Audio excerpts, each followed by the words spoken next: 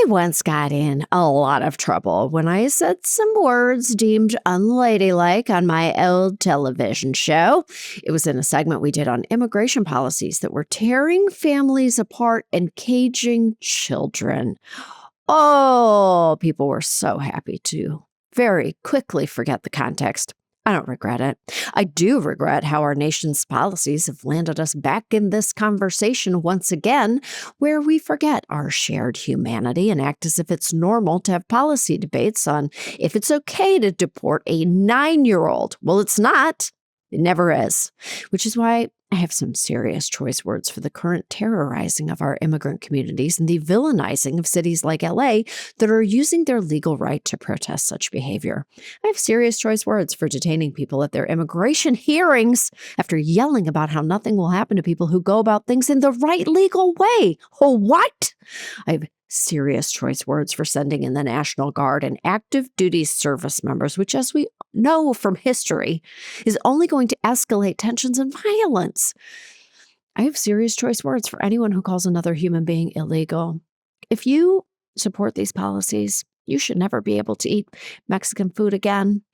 You know what? Or really any food again, although let's be honest, you probably think it's a little too spicy anyway. Shouldn't be able to DoorDash Thai food or sushi or Indian or burritos. You don't deserve the perks of living amongst immigrants. You deserve to be hungry. You should immediately have to do a 23andMe to see exactly what your roots are.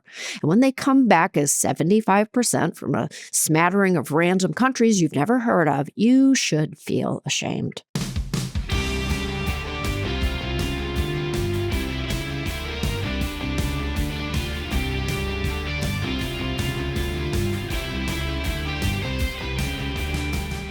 This is Choice Words. I'm Samantha B. My guest this week is comedian Atsuko Okatsuka. She has an incredible story of being an undocumented immigrant unknowingly for 7 years as a child. Be sure to look for her new special, Father, on Hulu. And until then, take a listen and make good choices. Oh my God, it is so nice to be talking to you today. Thank you for having me. Such a big fan. Oh my gosh, it goes like right. The love goes directly back to you. It's funny because I've watched you for so long that I feel like I also know your husband a little bit. Like isn't that weird? Because you talk about him so much and he's so present. I know. Sometimes he is the first person people will see too on a Zoom, like you just did, because he's really truly more on top of it than I am when it comes to things like that. So that's why he's mother. That's right. I think that we know a lot of people in common because how long have you been doing comedy as your only job? Like, how long have you done that? Gosh, maybe the past 7 years. That's good. That's incredible. I mean, that's amazing. Yeah. I mean, it was, it took a long time for me to truly believe in myself enough to go and try that out, Right. Like that. At first it was because I've been doing it for 16 years, but at first it was oh, it's a hobby. There's no way it's going to be a full-time job. It's hard to make that mental leap where you're like, actually, this is what I do. This is my career. This is my job. This is what I do. It's really hard to flip that switch and just dive in.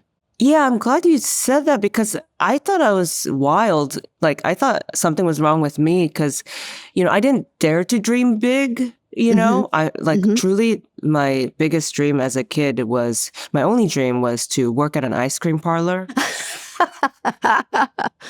Amazing. And then at age 17, I did. And I was like, well, what do I do now? Right. I've lived my dream. Yeah. It's all downhill from here. I was like, wait, you mean I should have dreamed bigger? No, that's scary. What if you don't get your dream? Right. Then do I retire now at 18? Because I've done it. Hey, I've done it all. I've worked at the ice cream parlor of my dreams. I said I peaked. Yeah, because it's scary to think you can, ask for more out of life, right? It is. So I was undocumented and didn't have a social security number, and we were living in a garage, and with my mom and grandma, I just didn't think I had seen stand-up comedy before Right. on DVDs and stuff. I saw Margaret Cho doing it, and I saw like Robin Williams, like on DVDs. But why would I think that could be me? You know what I mean? Right. And at that time, they really made you feel like there was only 20 comedians at a time, I feel like. But then when you started doing it for yourself, was there a moment where you went, oh, well, hold on a second. Like, if they could do it, also I could. Like, they're also just human beings just like me. And so why not me? Did you kind of shift into that gear a little bit? No, it really, Okay. no. I was like, I'm always surprised when I meet people who are like, oh, I've been dancing since I was 3. I knew when I was 4, and my parents bought me a camera that I was going to be a filmmaker. I'm like, you knew what filmmaking was at 4? Wow. You know what I mean? Like, Yeah. there's people like that. Yeah. I'm like, dang, that's good parenting or something. That's good support system. I feel actually, and there's no reason for you to know this about me, but I do feel like kind of an immediate kinship with you, because I can see, I see this relationship that you have with your grandmother, and I really think of my own. I was really raised by my grandmother also, like totally different circumstances. So you primarily grew up in LA, living in your uncle's garage with your mom who has schizophrenia, and your grandmother. After your grandmother moved the 3 of you to the U.S. from Tokyo, which is very, as you've said, very Grey Gardens. Yeah, right. Putting on plays for each other in that garage, Yeah, it's like Grey Gardens, except we weren't rich. Right.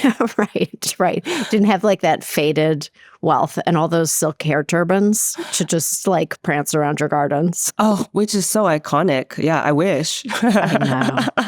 Primarily this podcast, as we're doing it right now, we talk about like choices in life. That's kind of the launch point for the whole thing. And so I do want to talk about those kind of big swings that you made, because it isn't nobody's path to suddenly doing like their comedy specials on Hulu is what you think it is.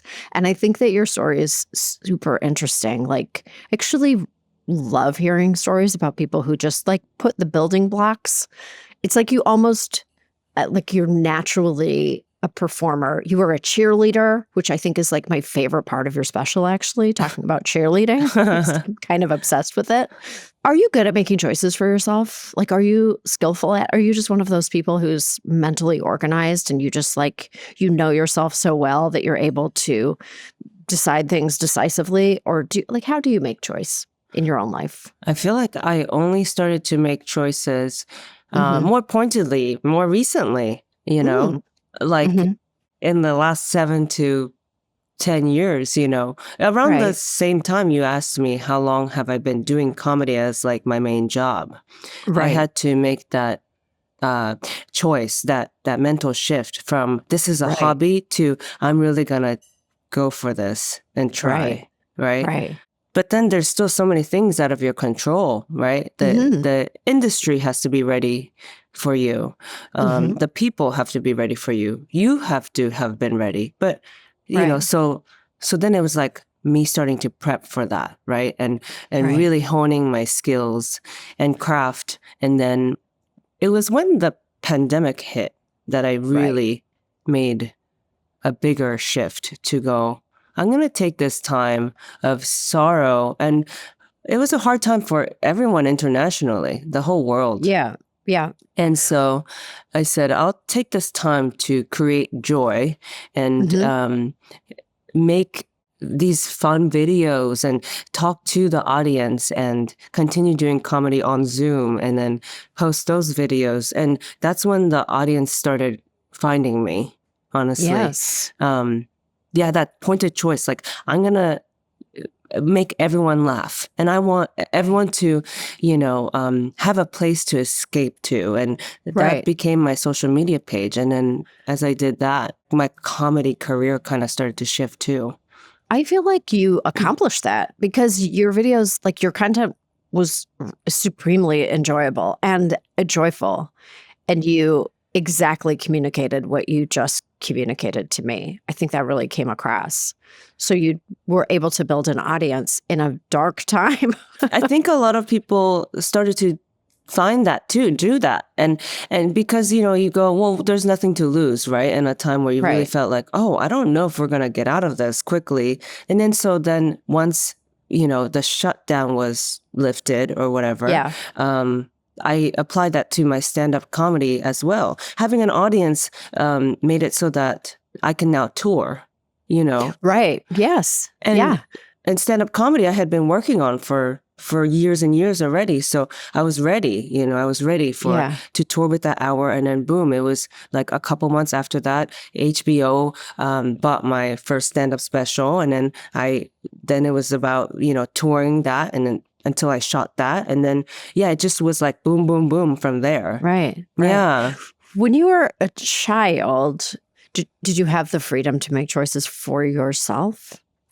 I guess I actually didn't, right? My grandma moving us to the United States was not my choice. Mm-hmm. She told me we were coming here for a 2-month vacation. Right. Right. Yeah. I feel like my childhood was a lot of like being bamboozled. Yeah, you talk about that a lot in your work, and it's it's really interesting. There's a joke that you make where you say that people are always asking what is wrong with you, and that you respond that someone 50 years older than you taught you how to socialize. Yeah. I think that's so funny. Yeah, I mean, it's, people say I have a very childlike qualities to me, but also an old soul because of that. Right. Right? Yeah, because someone 50 years older raised me and, right? She's the one that taught me how to be a person. Well, I know that my grandmother used to dress me as a 60-year-old woman when I was 8. So there's just like all the photographic evidence of me growing up is me in like a one-piece sweatsuit combo with a belt, like in gym class, like a leather belt, or like a big cowl neck sweater and a suede vest, like abs totally inappropriate. That's very iconic too, though. It wasn't as cool in the moment as it looks now. Do you know what I mean? Yeah. I mean, in maybe like an ironic way, or, you were ahead of your time and the other kids just didn't know it. They didn't know it. They didn't understand how cool I was in 1976.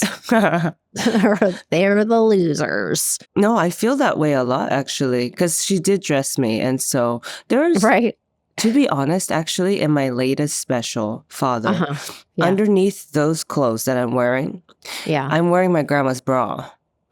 Are you really? Yeah. Wait, because it fits great and you love it, or because it's like it feels like or because it feels like something that's important to you and close to you, like you're being held by your grandma's hands. It's very true. That is definitely. I didn't think about those things, but that was technically happening. She was holding me. She was, but I needed a beige bra, and I'm not good at planning ahead. I'm still learning how to be organized and things like that. I knew I was shooting a special, but, my stylist goes, your orange shirt actually is kind of see-through. So if you wear like a darker bra, we're going to see it. You need like a beige bra. Okay. I was like, I have a beige bra, but it's my grandma's. And does it fit? Yes. It turns out we're same cup size. Well, it doesn't fit my grandma anymore. It was like too tight on her. That's why she gave it to me. Okay. So it wasn't like she was standing in the room and you were like, give me your bra. And she was like, okay. And then just slips it through her sleeve or something like that. She gave it to me because for actually an even weirder reason, we were doing this challenge that requires me getting drenched, and I didn't bring a change of clothes. I was at her house. I got drenched doing this challenge. It's Tyla's water challenge. It's the song, Make Me Sweat, Make Me Hotter. Anyway, and then you're supposed to splash yourself with a bunch of water. I did. And I said, oh no, I forgot to change of clothes. She goes, well, let's start with, you can wear my clothes, but you need a bra too. So here's my bra. It's too tight on me anyway. And anyway, so My grandma dressed me as a kid and I can fit into her stuff, is what I'm Oh saying. my God. Yeah. You know what? As I'm going back in my memory banks, I definitely wore my grandmother's bras too. Really? Like at some point, because she had these beige bras.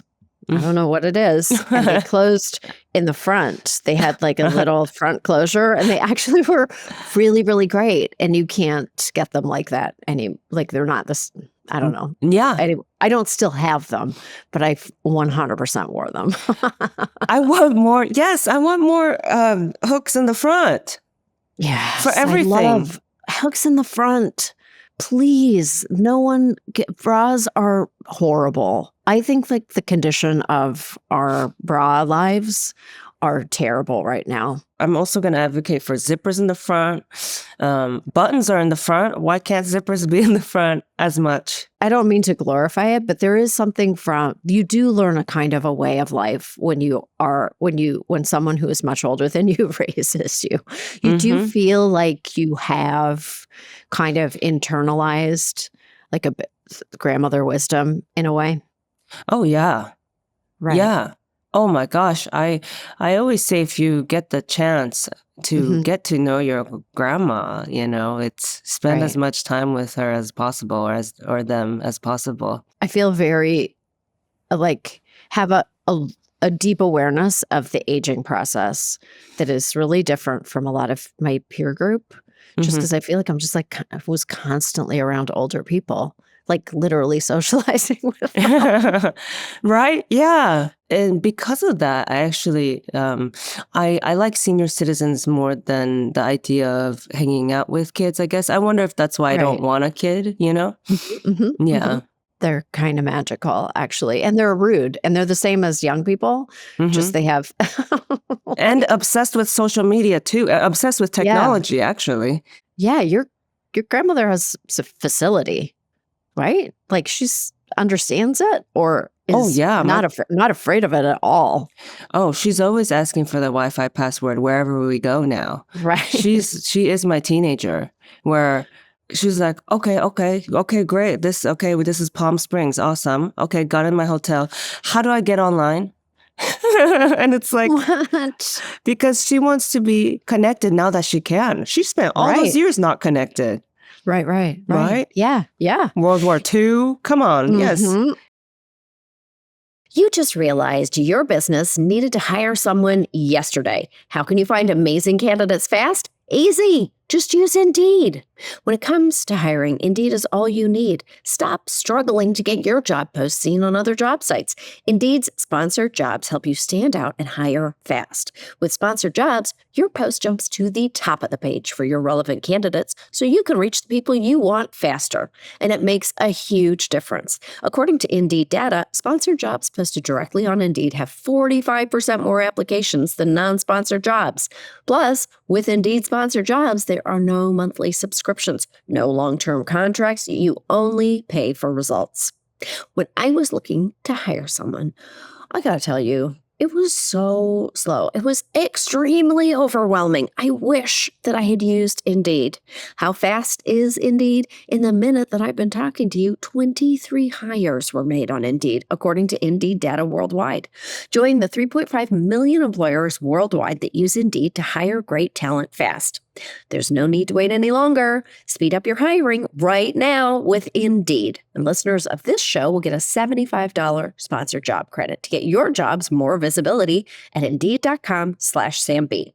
Just go to Indeed.com/SamB right now and support our show by saying you heard about Indeed on this podcast.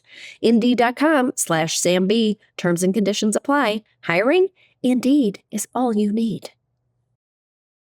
Okay, so let us talk about the Hulu special. So this is your second special? Mm-hmm.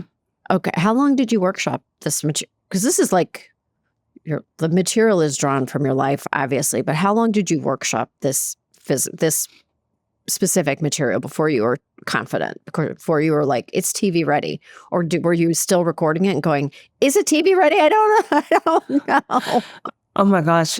I'm a very one take person, right? Yeah. I think, I'm very good, when I'm more improvising and more, like Mhm. raw, right? Okay. So Yep. I thought I was ready to tape this, like, gosh, 6 months into having written the show.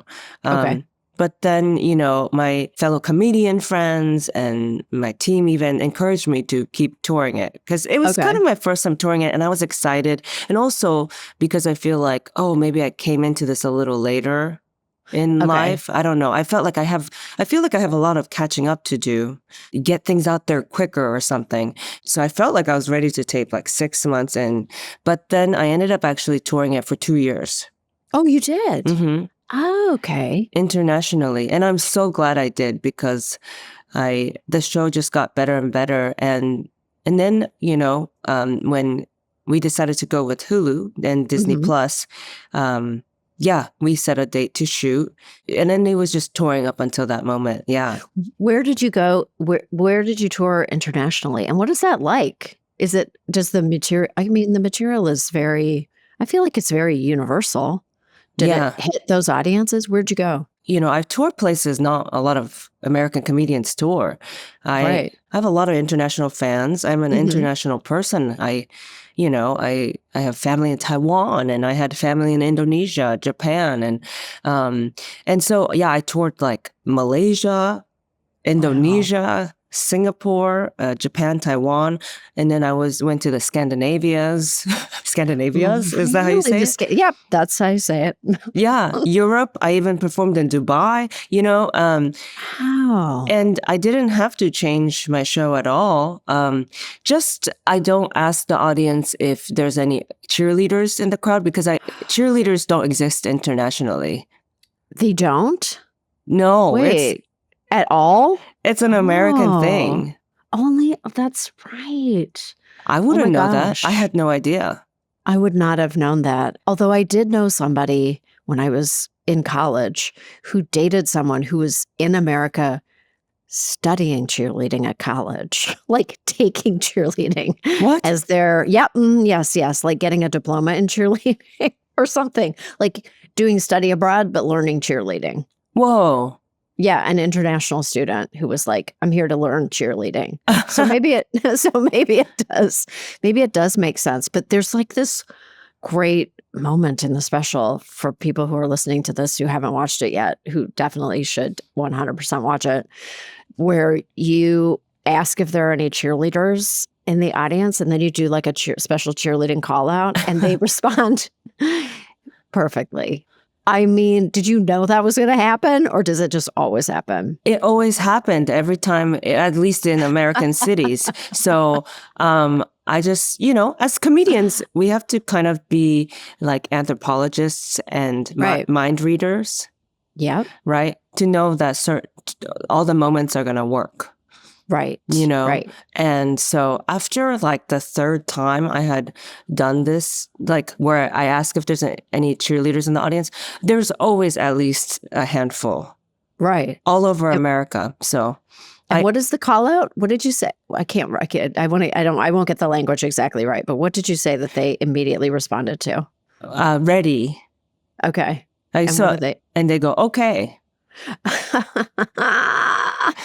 Obviously, I was never a cheerleader. They would not have me. But it's also from like, if I guess like if you were really into like Bring It On or, like Cheer the docuseries. Sure. Right. On Netflix. I think just from movies where there's cheerleaders, some people just knew that too. But yeah, it's like our military call, ready, Right. okay, and then suddenly all the people who had gone through the same training as you. It's funny. I connect with my audience by asking them to do a Kegel, and everybody knows exactly what to do when And I say that.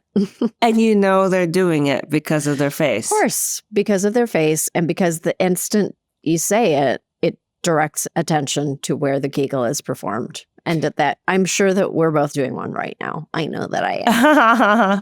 You know what? Yeah, I started going, wait, oh yeah, I still have that muscle. Yep. It's still, everything's working. That's why I so went far. quiet, because I can't multitask. Has anyone in your family ever asked you not to do material about them? Because your stuff is so personal. Yeah. Well, yeah. Hmm. I mean, me and my husband sometimes have to, sometimes talk about it where he's like, hey, can that one just be for us? And I'm like, right. Yes. Right, right. Yes. It's not all material. Okay.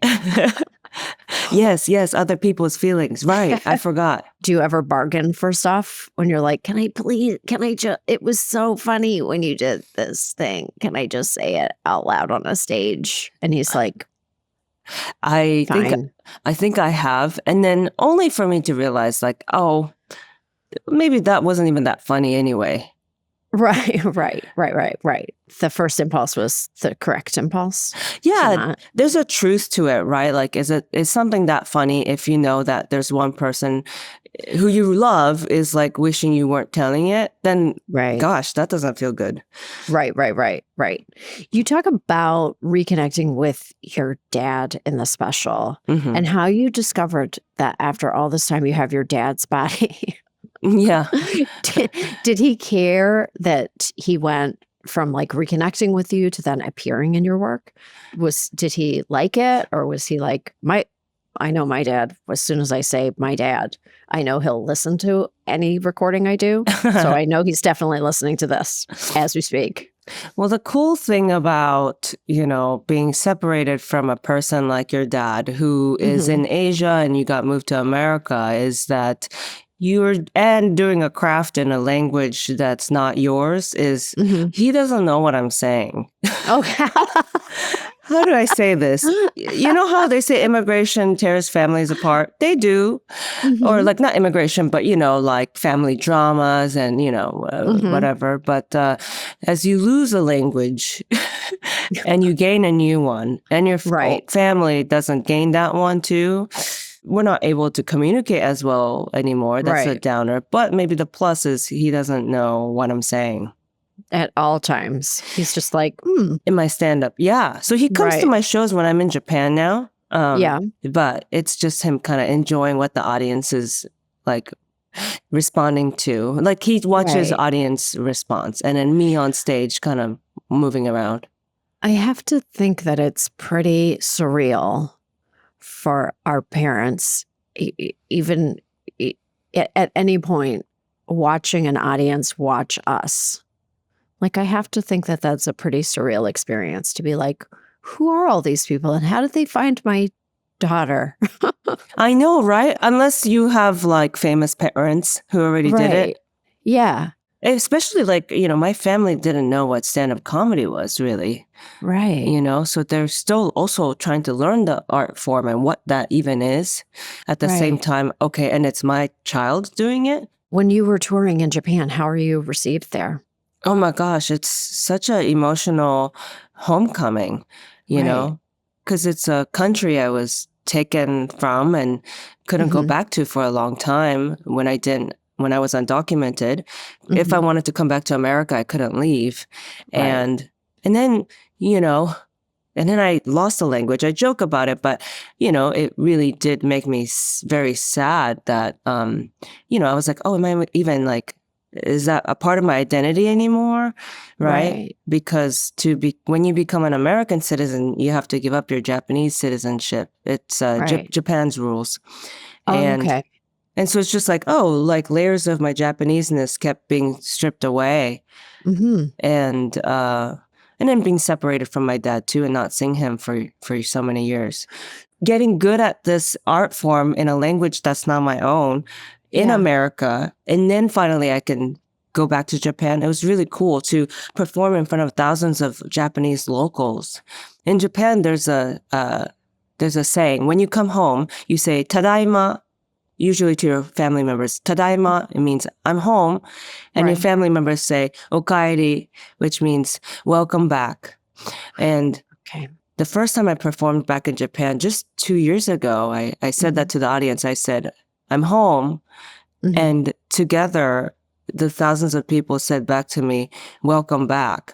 And I almost fell. I was like, I was Yeah. like so emotional. Yeah, it was really cool to be like, oh my God, I can come back now. Like, you want me back, Wow. That feels like an amazing moment. Like that must have felt overwhelming a little bit. Yeah. sometimes I still think about it. If you've ever been to Japan too, even tourists say, Right. oh, I still think about my time there. Oh, You know, right. it's hard to part from. Yeah. Do you think now are you able to kind of think about your parents' perspective? I guess like now do you now consider how moving to LA affected your dad? Is that something that he talks about with you? Is that something that he wants to talk about with you at all? We got to talk about it thanks to Ira Glass on That's right. This American Life. He Hmm. provided like interpreters for me so that I could go to Japan and interview my dad, Hmm. um, and really ask these more in-depth questions, Right. like, did you know I wasn't going to come back when I went on this 2-month vacation? Right. You know, did you have full custody of me? What was the deal? You know, and so, Right. yeah. What is it like when Ira Glass reaches out and says, "Hi, I want to tell the story of your life. Just out of curiosity, can we do your whole life story on This American Life?" Like, what is that reach out like? Did you know him? Yes, huge fan, huge fan. Uh-huh. And we share mutual friends too. Mike Birbiglia is a close friend Right. of mine, and they've worked closely, right? Hmm. But because Mike Birbiglia has a sleepwalking disorder and fell off a second story window, right, Yep. of Yep. La Quinta Inn, you know. And so when Ira Glass was also like, hey, I was like, oh, here's my call. My life was that bad. Here I go. I'm an inspiration. People will be shocked when they hear this, and it'll be juicy. You never want to make the news or be in, you know, Yeah. it's just like that, right? Like, and I joke, but, you know, being an inspiration. There's a reason why we know who Malala is, okay? Something bad happened to her, all right? Hmm. And Hmm. I'm glad she survived it, and she's an inspiration to many, and Hmm. I wish it didn't have to take something like that for us to know who she is. But you know what? Malala is thriving, Yes, and you're thriving. she's thriving. I mean, I feel like her circumstances were more intense. Not to do like a, you know, comparison. Not a comparison. Not a comparison. But yeah, Just growing up in different circumstances. for sure, for sure. But she is thriving. She's looking real cute. She's married. Yep. She's getting the full ride. When your grandmother brought you to LA, did she realize that she was bringing you to like the number one place to launch a stand-up career? Do you think she planned it out, or was she like now like, oh, I should have picked Oklahoma? Oh my God, she's an undercover agent, and when I say agent for CAA, Mhm. Right, I'm an right. industry plant from. Yeah. She planned it all. She had a whole trajectory planned for you before you were born. So that's very lucky. It worked out great. Sometimes it feels like it because, you know, when I like look at sort of my life and the path that it's almost like you wanted me to become a comedian. Yeah, she kind of set the wheels in motion, to be honest. She did it. Yeah, she like talked to enough comedians and was like, "What is the formula to become one?" Oh, okay. Oh, okay, strifes. Okay, Yeah, I'll we need to create give you a that. good story. Good story. Actually, I do want to ask you because you bring so much of your personal life into your work, and you do really address really serious topics like your mom's mental health. How did you start to get comfortable incorporating that into your material, or were you just like, I'm not just an open book? I was not comfortable with it for a long, long time. And it truly Okay. was like back to the pandemic when we were Okay. all shut down and we all kind of were starting to look more inwards, right? Hmm. You know, trying to find therapeutic things to get us out of funks. Yeah. People took up, you know, like planting or gardening, you know, or knitting new Mhm. like puzzles, you know, things like that. Yeah. I looked inward in a way where, I was like, what are the other things I'm scared of that I never tackled, Yeah. There's nothing to lose. And I said, I was always scared of talking about my mom's mental health and the effects of it, and to try to normalize it and humanize it, because, oh God, it sounds like such a difficult task. The name schizophrenia is already so scary to people. Right. How am I going to make that funny? you know? And to do a good service to my mom. You know what I mean? Right. And other folks who might be going through it. So it was like not until 2020 that I really started trying to look for the absurdities of schizophrenia and what does make it funny, but coming from a place of love and personal experience.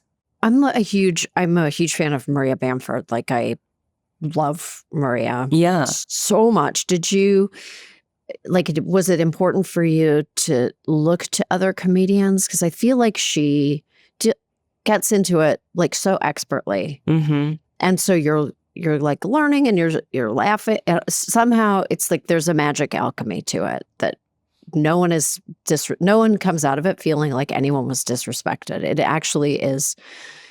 It's very interesting and very, very funny. Did you look to her as an example of like how to do it right and go, yeah, I feel like I could jump in here?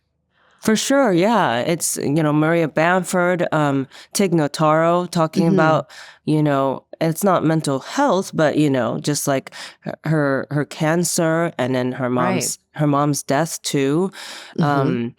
And realizing that, when you just go personal and it's something that's true coming out of you, it's okay to chase that, because that'll already inherently come from a place of love, know, and people will feel like it's okay to also laugh about the absurdities of tragedies within tragedies, because we can all relate to that. And I also started doing Zoom online shows featuring comedians whose moms also have schizophrenia or other mental illnesses. Yeah. And so that's cool. That was really helpful to do too, Do you work with your husband so much?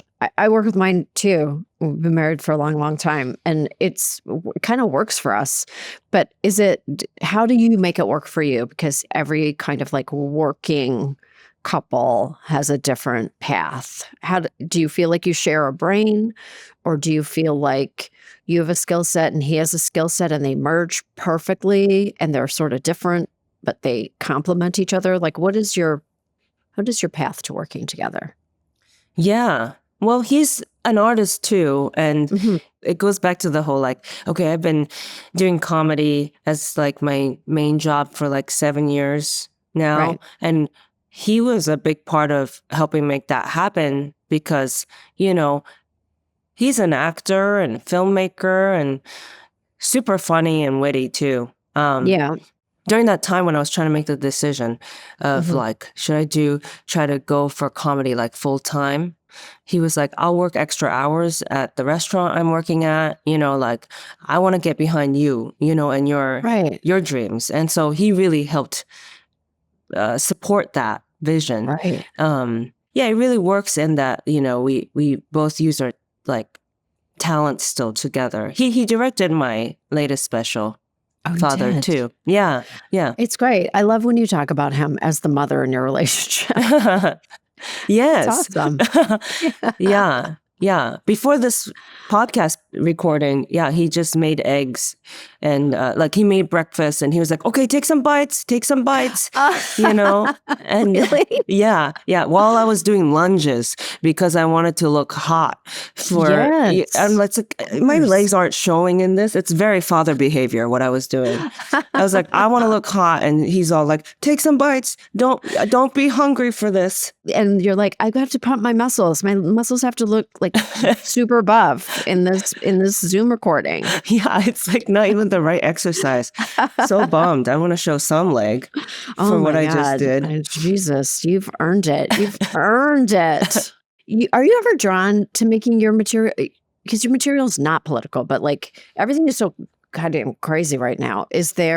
Are you ever drawn to that? Are you ever drawn to current events in any way? Or are you like, I can't. I just do my thing. I stay clear. I steer clear. I keep up with it. And, Yeah. when you're finding your voice as like a young comedian, Yeah. I think it really does take like 10 years to find Right. your perspective in comedy.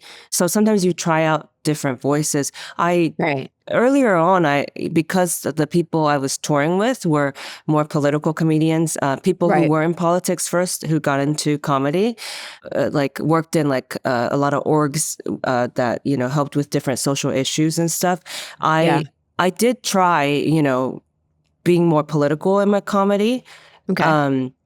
but then I realized, I think maybe I'm trying to sound like these other people, Oh. and I was like, I'm with my personality, and like I'm very like silly first, but also I don't know, with the way I story tell, I was like, maybe that's not so me. So I've tried that for sure. And then I was like, maybe it's more, in storytelling. That's my way of, I think, adding to political conversations. Are you like a writer downer beforehand, or are you a riffer on a stage, or some combo?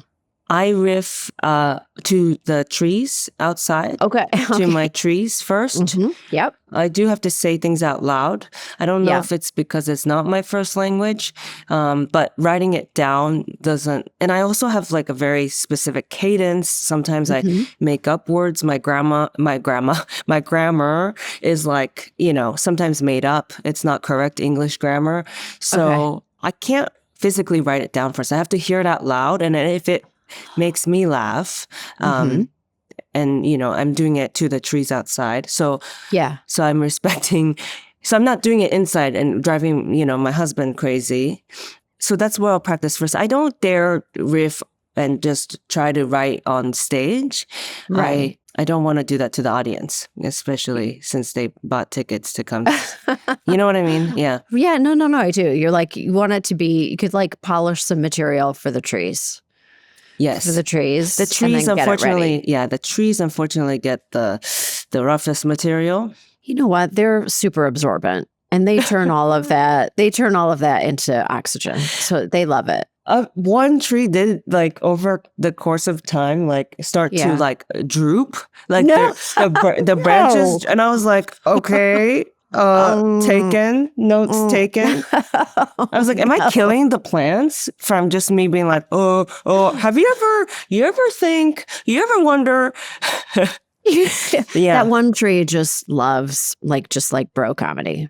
He's just like, he's on a different frequency. Right. He's like, boo, female comedian. Yeah. So what do you consume? Like because you do have such a singular voice, and like I do understand that kind of like I don't like to when I'm really in a groove of writing or something, I don't actually like to consume anything that is even remotely related, and it's just an organic process where I'm like, I'm not going to read any books about like perimenopause because I want to write about it, and I don't really care what anybody else thinks. I only care what I think. So I'm able to like push everything out, and it's pretty easy to do. But that means that there's like so much of the stuff I consume is so dark. And people are like, don't you love comedies? Like, what's your favorite comedy? And I'm like, what? I would never. But I do love watching stand-up specials, actually. And yours is really super funny. But that's about it. Like, that's my comedy diet. Just stand-up and nothing else in the TV landscape. So what are you a consumer of? How do you feed your brain? So you mean like when you're consuming, it's consuming like, you mean like news and right? Yeah, like news and like really dark stories, or like science fiction, or like not. I never could tell. Like people are like, "What's the funniest show you're watching right now?" And I'm like, "What?" I don't know what you're talking about. We're rewatching Chernobyl. What do you mean? Like, why would I watch a comedy TV program? Yeah. I can't do it. Wow. So the capacity, your emotional capacity to be able to take that in, absorb that it's interesting. it just have to it's like changing the frequency, relaxes me. Like I don't consuming like sitcoms doesn't do it for me, but consuming other stuff like watching Succession, I find really relaxing, like something like that. Sure. Where it's not, there's just a darkness or like a different tone to it. I feel like you're describing like the kind of adult I want to be. Okay. Well, I don't want to overstate like the intelligence of it. I also watch like Call of the Midwife. Like I'm like, look at all the nuns in 1960s London. It's so cute. Yeah. Look at their little habits. That's still very adult. Like this is it? To me, this is normality that I'm like, this is, you should be able to consume these things and not fall apart or, right? You know what I mean? Like, right. These are the realities of the world, like world news, or Chernobyl, which is a thing that happened. Oh, God. You know what I mean? So what do you consume? What are you a consumer of? What do you like? I do sometimes read dark things when I'm going to bed at night too, in a weird way. Sometimes I'll revisit personal stories from the Holocaust and things like that. I really do. Yes. Because I don't know. I think it's just, for me to see what maybe we can avoid as human beings. I am very interested in societies and like anthropology, like I said. Yeah. And what makes people do the things they do. And so I actually do, even though I emulate a lot of silliness, I can't listen to like sad music though. Right. I don't do that. Right. Music has to be always like, na, like kind of almost like ravey so that I don't think about sadness because there's an air of sadness around me because I think about my mom a lot and how she's always suffering. And so, I can't watch like drama, sad stories. But the news, I actually do watch a lot with my husband. Do you go dancing? Do you go, because you're such a good dancer, do you dance? Do you go like to clubs and dance the night away or anything like that? Like, are you a homebody or do you, because I think that I want to do that, but I never do. Me too. I'm realizing more and more, I like the idea of things more than I actually like the thing. Right. Yeah. I love it for other people. Like, I love dancing. Yeah. But I could do that on my own at home. Right. But being in a club, a nightmare. That is a nightmare. I can't dance like how I dance at home, full on choreography and stuff. Yeah. I can't do that at the club. There's no space. No. Sweetie, not, and no one's clearing space. I need to be seen. You do. And I'm so glad you are. I just feel like I want to see your legs. You've worked them all up. Let's see. Yes. There we go. No. Whole foot. That's dangerous. People will watch a whole program just looking for foot. You know just what? They're gonna snippet of foot. They're going to pause this podcast recording and take a screenshot of your foot. And now it's going to be on WikiFeet. Have you been on WikiFeet? Oh, yeah. Yeah. And you were too, right? My husband's on there. Yeah. He is? Yeah. Get the hell. People love feet. Nobody is safe. Nobody is safe and no body part is safe. There's something for everyone out there. Oh, for sure. There's a screenshot of any part of your body and a lot of fans. Yeah. I mean, if you want like a new demographic, you want to reach as many people as possible. You should title this podcast, There's Gonna Be Feet Somewhere, this episode. There's gonna be feet at one point, but you got to listen to the whole thing. All about feet with Samantha B. Boom. That's how you support your female comedians. I feel like we should separately go and do a podcast that's just feet. And it's a 5-minute podcast. And we just have female comedians come on, show their feet one time, screenshot it, and it will make us $1 billion. Well, we have to talk important topics too. The things we want to actually want, the things we want the men to hear. Of course. That are coming for the feet part, but we don't tell them which minute it comes. It's sneaky. Yeah. It's definitely sneaky, but we're getting the message out. Plus feet. Right. Let's feed. Yeah. And they'll stick around for it. Yeah, it's like, isn't it? What is it? Parents do this, right? Like, was it sugar with the medicine or something? Yeah. Right? Yeah. You take a bunch of spinach and you like mush it up and put it into brownies, and kids are like, "These are great," and you're like, "Well, it's full of feet." Is that Sorry. is full of meat? Is that an actual recipe? You think spinach and brownies? Yeah. So many. No, So many. I've Yeah, never. and I don't know anything about parenting.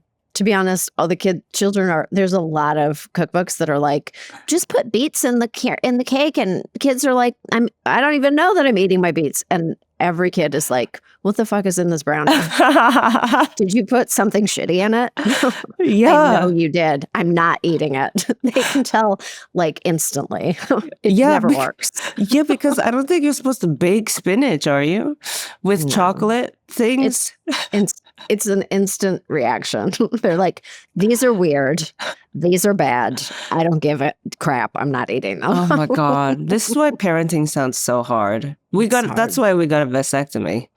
Well, and why we're starting a new foot-based female comedian. We'll all be, it'll be like a rocket ship to stardom.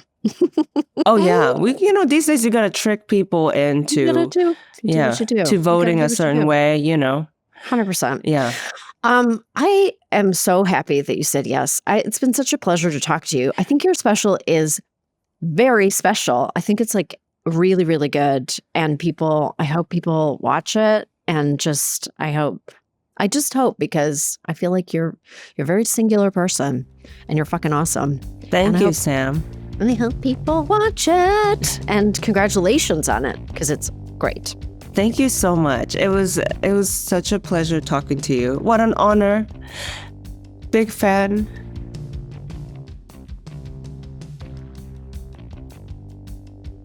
That was Atsuko Okatsuka, and I had no choice but to look up one thing.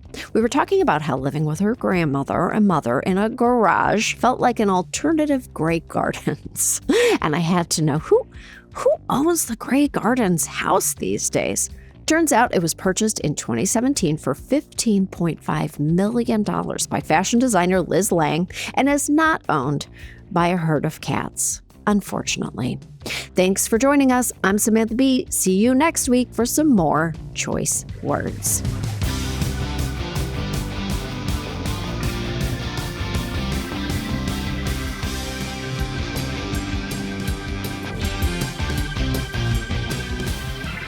Thank you for listening to Choice Words, which was created by and is hosted by me.